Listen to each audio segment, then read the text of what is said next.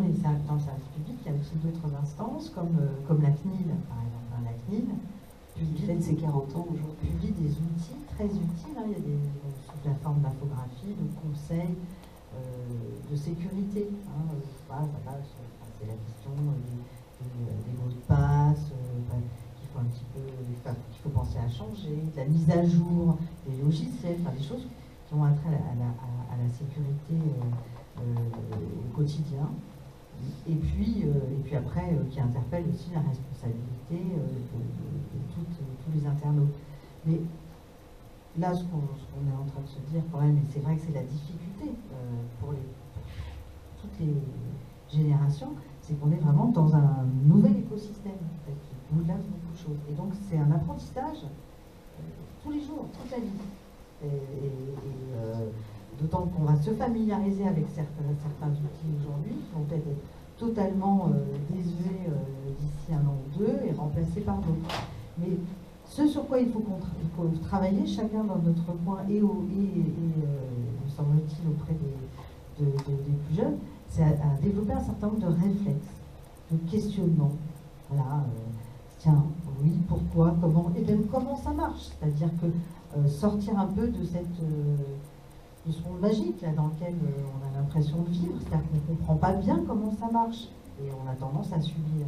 Et c'est assez simple en fait, ça reprend les bonnes vieilles méthodes de la réclame, des campagnes publicitaires avec des outils différents, plus performants certainement, et plus insidieux peut-être. Plus insidieux, qui permettent de cibler de façon beaucoup plus précise, et puis surtout des outils extraordinaires qui ont permis de multiplier la production d'informations, de données, de faire circuler le savoir, la connaissance aux quatre coins du monde, d'ouvrir encore une fois, ce que je disais, c'était plutôt une bonne nouvelle.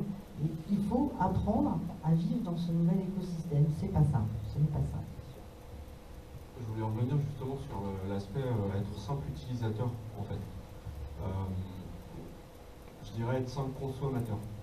En fait, on est des consommateurs. On est des consommateurs d'informations, on est des consommateurs de services, et en gros, tout est fait pour que justement on ne puisse pas comprendre ce qui se passe sous le capot en fait, des choses. Je prends un cas tout simple. Aujourd'hui, vous achetez une voiture, vous voulez aller voir ce qu'il y a dans la. Vous voulez juste changer les bougies de votre voiture. C'est pas possible. Il faut prendre votre voiture, il faut la ramener au concessionnaire, ça va vous coûter entre 50 balles et 100 balles suivant la voiture que vous avez. Enfin, votre machine à laver, c'est la même chose. La carte électronique crame, bah, vous jetez votre machine à laver, vous en rachetez une. Donc on passe notre temps à être consommateur en fait. Et l'info, finalement, bah, c'est exactement la même chose. Et les réseaux sociaux, c'est pareil. Les réseaux sociaux, ils ont leur fonctionnement, ils ont leur grammaire, ils ont la manière de fonctionner, sauf que on ne se pose pas la question de comment ça fonctionne. Votre téléphone portable, c'est exactement la même chose. À aucun moment on se demande comment ça marche. Alors qu'avant, ça fait un peu vieux con ce que je dis, mais moi je me souviens, mes grands-parents, ils savaient limite ouvrir le poste de télé pour pouvoir le réparer parce qu'il y avait un truc qui ne marchait pas derrière. Alors oui, ça s'est complexifié, oui, il y a plus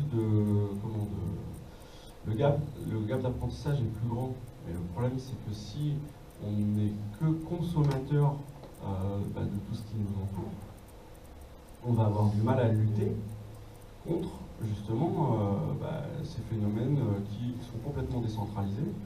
Et à mon avis, on parlait de la loi ne changera rien là-dessus. Et qui peut-être aussi, demain, ont de moins en moins d'interfaces aussi. Hein. Oui, je pense aux objets connectés. Mais on disait, les réseaux sociaux ont leur code, mais même les sites internet ont leur code. Par exemple, parfois vous allez sur un site, et en fait, comprendre comment est architecturé le site, savoir qu'il y a une rubrique qui s'appelle blog. Ah ben blog, c'est pas la rédaction. Ok, donc blog, c'est peut-être des internautes, c'est peut-être des lecteurs qui à un moment donné ont une prise de parole sur le site Et donc ça veut dire, voilà, ce site, il y a une adresse internet qui met ses blog.lemedia, etc. Bon, mais ne serait-ce que quand on a une notification sur ton téléphone et qu'on voit passer des news qui vont être le Parisien, le Monde et puis blog. Et bien le fait de savoir que cet article-là est rédigé en fait pas par quelqu'un de la rédaction, mais comme si c'était un blog, c'est important de savoir parce que qui parle en fait, qui parle derrière. Et du coup, c'est un élément aussi de vigilance aussi à avoir. Vous ouvrez un espace blog sur le graphique, c'est ça, Sébastien? Non, c'est juste pour dire qu'en fait, ce que dit est vrai, mais ça existe autant pour le côté blog sur Internet que sur l'aspect, ce qu'on appelle les tribunes sur la presse papier. Le nombre de fois sur Twitter, sur les réseaux sociaux, où des gens vont se scandaliser d'une tribune publiée dans Le Monde qui sera en fait plutôt pro-Macron, ou dans Libération, la fameuse tribune de Catherine Deneuve. Et en fait, les gens vont associer la tribune au journal, sans savoir que c'est justement deux choses complètement différentes. Personnalité qui prend. Voilà, et ils se mettent à avaler littéralement la rédaction en disant « Ah, mais ça m'étonne pas que Le Monde publie tel article, ça, parce que eux, déjà, depuis le début, ils sont comme ça. » Oui, là, je faisais référence au fait que c'est pour moi, c'est quel canal ça arrive, en fait. Non, mais c'est comme pour Mediapart, ils ont un truc, une rubrique blog aussi sur Mediapart, qui est faite par les contributeurs qui peuvent ouvrir leur petit truc. Et nombre de fois que vous avez des articles avec l'URL Mediapart qui sont mis à devenir viraux et on reprochait à Plenel d'héberger tel ou tel blog complotiste et tout. Et Plenel était obligé de dire non, mais je suis désolé, nous on n'est pas. On est juste hébergeurs, quoi. Ils ne sont pas affiliés à Mediapart. Ça n'engage pas la rédaction. Parce que du coup, le fait que ce soit viral, ça va remonter sur des canaux de distribution d'informations qui sont autres. Par exemple, les notifications téléphone de news. Et du coup, parce que du coup, il y a aussi des choses qui sont automatisées, du coup, ça devient en fait une prise de parole du média, mais à travers finalement un contenu dans le blog, etc. Et encore aujourd'hui, ça c'est visible.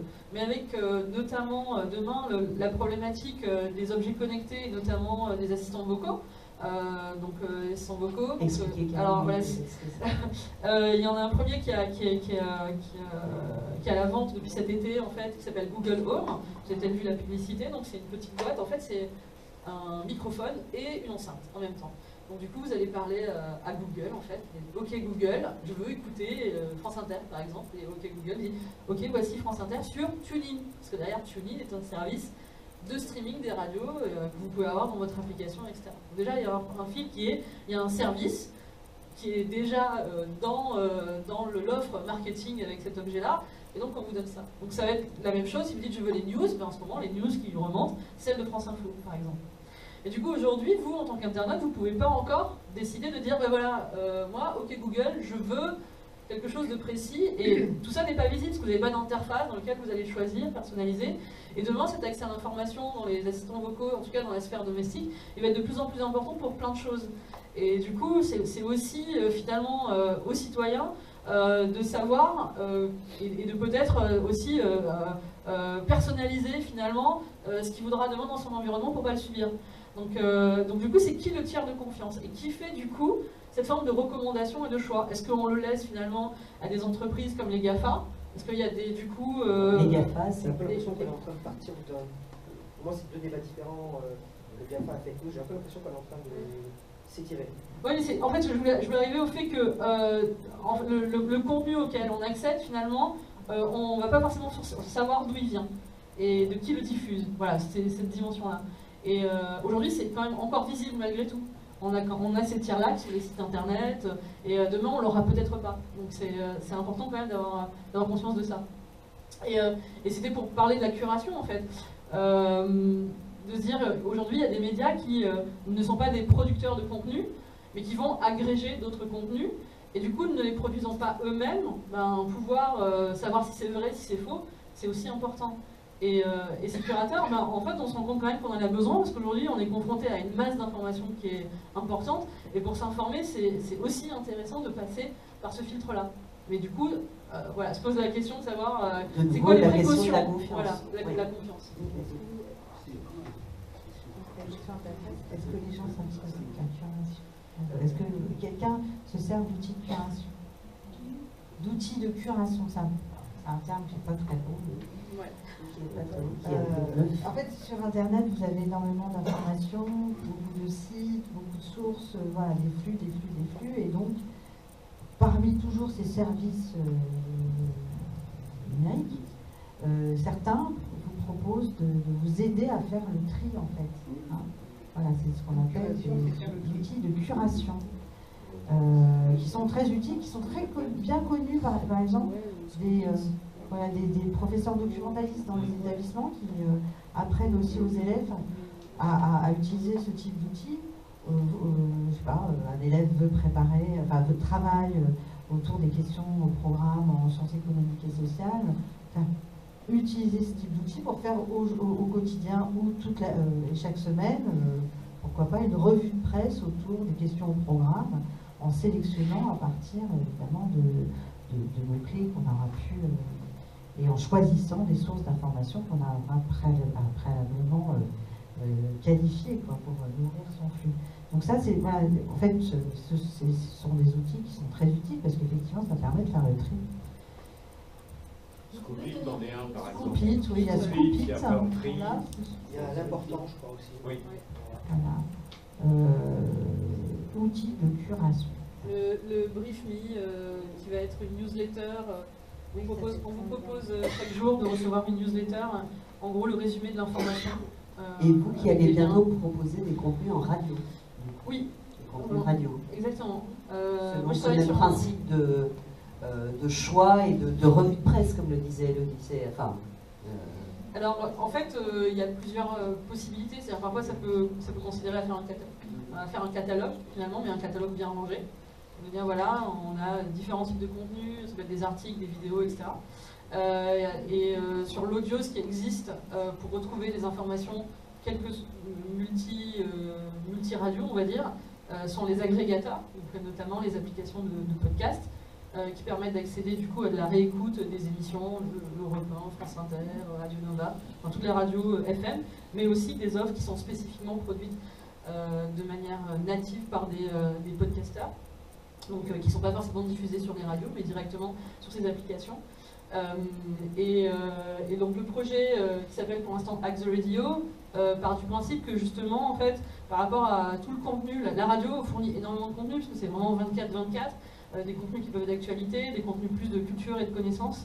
Et donc le principe du projet, c'est de dire, voilà, on va essayer de baliser un peu ça, en essayant de créer une expérience un peu transverse entre une émission et peut-être un épisode précis d'une émission qui parle d'une thématique avec un interlocuteur, qu'on va relier à travers une playlist de sons, donc de contenu parlé, de la radio, pas de radio musicale, pour essayer de créer en fait des formes de playlists, de podcasts et proposer de la transversalité. Et donc en faisant ça, pour l'instant on vient de le lancer il y a une dizaine de jours, et on le fait de manière manuelle, c'est-à-dire que du coup tout ce qu'on propose a été écouté. Et tout ce qu'on propose, on connaît à peu près les médias ou les sources, du coup, mais il va se poser la question de savoir, une fois qu'on ne pourra plus tous les écouter, on fait comment comment du coup on bâtit nous-mêmes notre recommandation, puisqu'on fait de la recommandation pour l'instant en écoutant les contenus, mais on fera ensuite de la recommandation avec une partie automatisée. Et donc voilà, c'est une vraie interrogation de se dire comment on peut s'assurer de ça. Alors pour l'audio, on va essayer de passer du coup par la transcription de l'audio à l'écrit pour avoir des mots et des champs à les traiter. Mais voilà, c'est une problématique qui va être la nôtre sur ce projet-là. Intéressant. Est-ce que vous avez des questions? Quand je reçois un mail, certaines fois quand j'ai un doute, je vais voir sur Oaks. C'est stupide ou c'est naïf? C'est un très bon réflexe. Ah oui, c'est ce que tout le monde devrait faire. C'est ça. Non, il n'y a rien Un super bon réflexe. Oui, Ce sont ces sites, on en a parlé, Oxbuster qui existe depuis longtemps, qui ciblent les fausses informations finalement. Mais donc aujourd'hui, de plus en plus de rédactions de journalistes, de rédactions de journaux, mettent en place un peu des systèmes comparables. Et donc on en a parlé pour Le Monde, ça s'appelle Les Décodeurs. Libération a créé un service qui s'appelle Désintox, ou la télévision France 24 a créé un service qui s'appelle Les Observateurs. Il y en a d'autres aussi, ce sont les plus connus. Je ne sais pas, il en voit d'autres pas spontanément. Mais en tout cas, c'est un excellent réflexe. Bravo. Est-ce que quelqu'un d'autre voudrait réagir? Merci, madame. Je voulais juste faire une remarque sur le fait que les journalistes travaillent pas ensemble et commencent à bosser ensemble. Et en fait, ça va être de plus en plus vrai à cause de la masse d'informations. En fait, ils vont pas avoir le choix. C'est ce qu'ils font déjà en investigation, les paillettes. C'est exactement. Il y a eu, voilà, c'est ce que j'allais y venir, où justement il y a maintenant des consortiums d'un journalistes internationaux qui se sont regroupés pour traiter justement les problématiques des Panama Papers, des leaks sur tout ce qui était aspect. Les LuxLeaks. Ouais, les LuxLeaks, tout ça, en fait, où dès qu'il y a énormément d'infos, énormément de données à traiter, on est obligé de passer par la technologie pour pouvoir traiter et analyser les données. Et après, c'est un réel impact en fait. Parce que sinon, c'est un peu comme Macron veut faire une loi sur les fake news, mais elle ne marchera pas dans 99% des cas, parce que les acteurs, ils sont étrangers en fait. Comment vous allez faire pour inculper un organe d'État d'un pays tiers? C'est exactement la même problématique que les attaques informatiques aujourd'hui. C'est que, en fait, comme tout est décentralisé, malheureusement, le régalien ne marche plus en fait. Donc la loi ne marche plus. C'est triste, mais c'est comme ça. Peut-être trois choses. En Allemagne, ils ont mis en une loi depuis juin, je crois, une amende de 50 millions d'euros si le fake news n'est pas enlevé dans les 24 heures. Je ne sais pas si vous avez des retours là-dessus. La deuxième chose, c'était par rapport à France Insoumise qui a lancé sa chaîne de télévision. Est-ce qu'on peut appeler ça une opinion de propagande, une opinion d'information contre les systèmes d'information? Et la troisième chose, et puis après je vous laisserai répondre, on a aujourd'hui effectivement le CNIL, on a le CSA. Est-ce qu'il ne faudrait pas un service public du numérique? Voilà. Je vais parler pour la CNIL. La CNIL ne gère pas ce genre de problème normalement. Non, c'est du privé. Oui, Oui, un service public du numérique. Parce qu'on a aujourd'hui le CSA pour la radio et la télé, on a le CNIL pour la vie privée. Est-ce qu'il ne faudrait pas un service public du numérique et puis, le CSA voulait se mettre sur la branche. Le problème, c'est qu'ils n'arrivent pas à tout traiter. Déjà, ils sont en train de faire le conseil du numérique déjà. Ils essayent de créer. Voilà. Ils ont déjà mis là. Voilà. Et même le conseil du numérique, je suis pas sûr qu'ils soient très qualifiés sur ce genre de problématique. Ils vont être qualifiés pour le développement de la fibre, tous les aspects accès à comment le citoyen donne accès, comment on donne accès aux citoyens Internet et tous les services qui vont avec. Quand on écoute Majoubi, c'est là-dessus qu'il se positionne. Il était président du numérique, de ce conseil numérique. Quand on l'entend parler malheureusement sur les autres sujets, c'est soit incomplet, soit faux. Donc je ne suis pas sûr que ce soit le meilleur organe. Après, l'aspect sécuritaire, elle est déjà traité par l'Agence nationale des systèmes de sécurité et des systèmes d'information, qui s'appelle l'ANSSI, qui est directement rattaché au Premier ministre. Mais eux, c'est pas non plus leur. Voilà. Donc, qui prendra ça, je sais pas. En tout cas, je pense que il y a le côté numérique, il y a le côté aussi finalement l'audiovisuel public avec le numérique. D'ailleurs, France 24 a été victime il y a quelques années d'énormes attaques. Les chaînes. Pardon, Télé Saint-Monde. C'est la première fois qu'une chaîne de télé n'était plus la même de diffuser ses séries. C'est ça. Et du coup, ils en ont sorti quand même des bonnes pratiques de ça. Moi, à l'époque, j'étais encore à Radio France, et Radio France aussi, d'ailleurs, a été victime d'attaques. Donc, il y a eu. Parce que le service public doit pouvoir maintenir un service d'information. Pardon ? C'est ça. Donc du coup, il y a énormément de protocoles en interne qui ont changé, etc.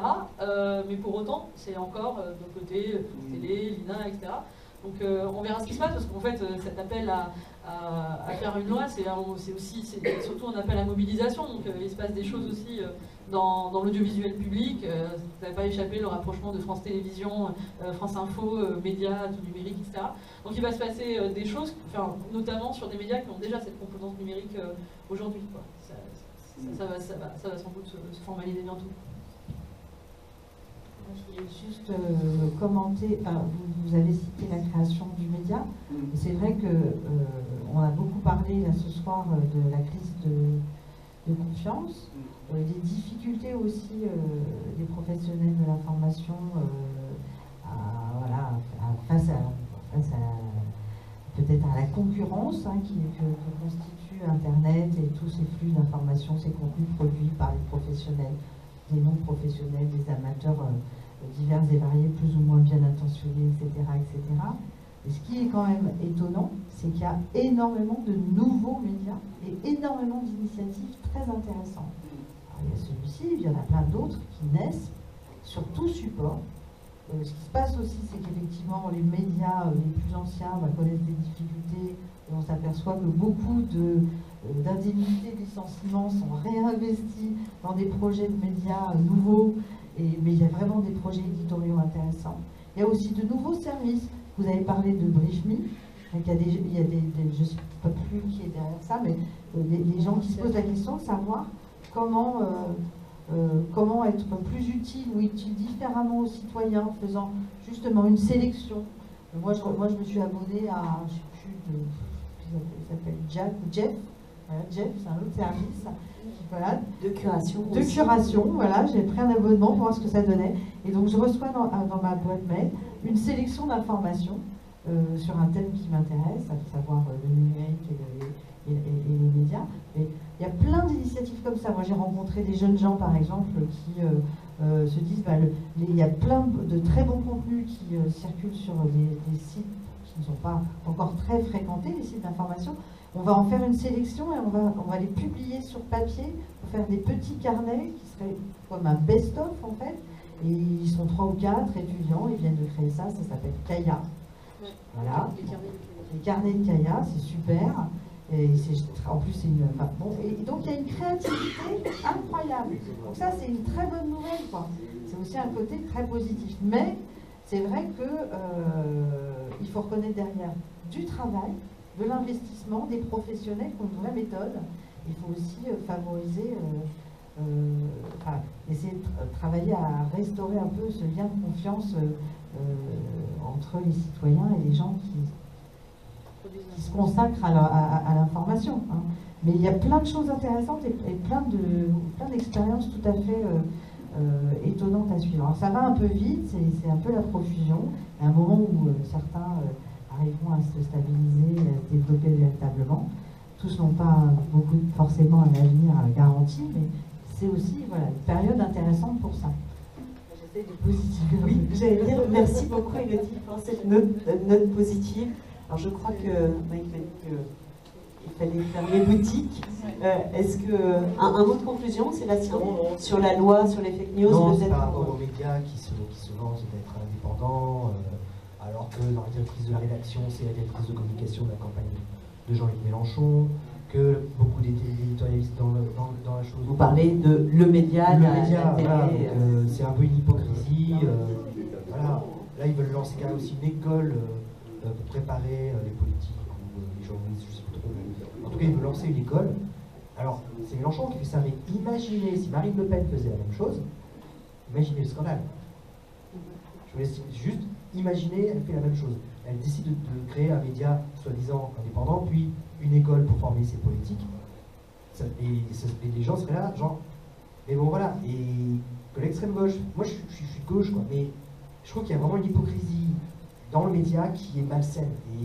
Et Mélenchon, il a beau user de critiquer ça.